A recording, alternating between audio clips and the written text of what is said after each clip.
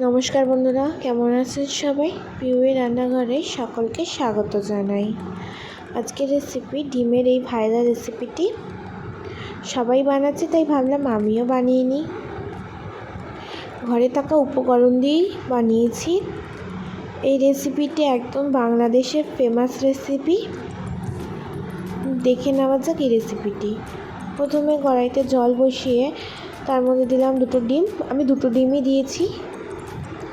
আর যেই ভুলটা আমি করেছিলাম সেই ভুলটা আমি পরে বলবো, আগে দেখে নেওয়া যাক।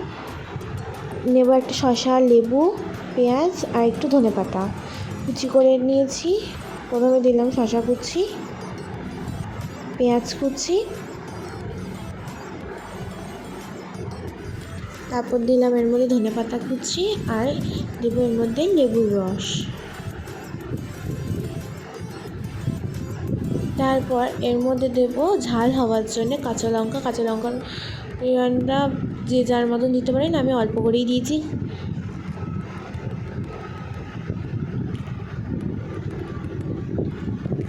তারপর দিলাম স্বাদ মতো নুন। চিলি ফ্লেক্স দিচ্ছিলাম যখন পড়ছিলই না, তাই পরে দিয়েছি চিলি ফ্লেক্সটা।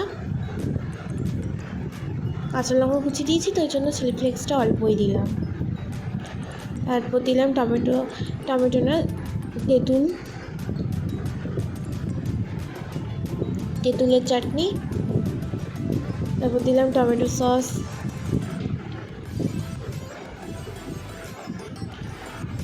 আর এই রেসিপিটি করার জন্য এটা কিন্তু ভালো করে মাখতে হবে। যত ভালোভাবে মাখবে তত কিন্তু টেস্ট হবে। তাই আমি হাত দিয়ে ভালোভাবে মেখে নিচ্ছি।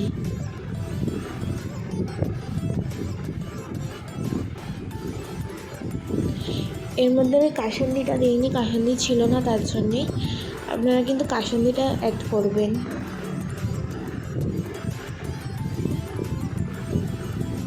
এইবার আমি এখানে ভুলটা দেখাবো। দেখো, আমি ডিমটা যখন সিদ্ধ করেছিলাম একদম নরম হয়ে গেছিলো। আধ বয়েল ডিম সেদ্ধ করেছি। এটা একটু বেশি করেই সিদ্ধ করতে হতো। আমি বেশি করেই সিদ্ধ করতাম, কিন্তু এটা আমার মা করেছে। গ্যাসের ফ্লেমটা বন্ধ করে দিয়েছে গিয়ে।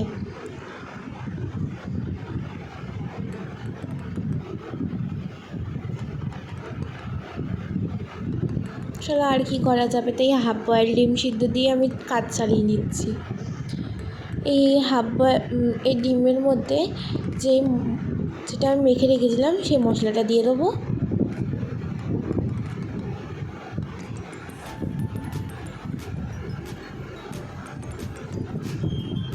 দেখো, পুরো সেই ডিমের ভাইরাল রেসিপিটির মতন লাগছে।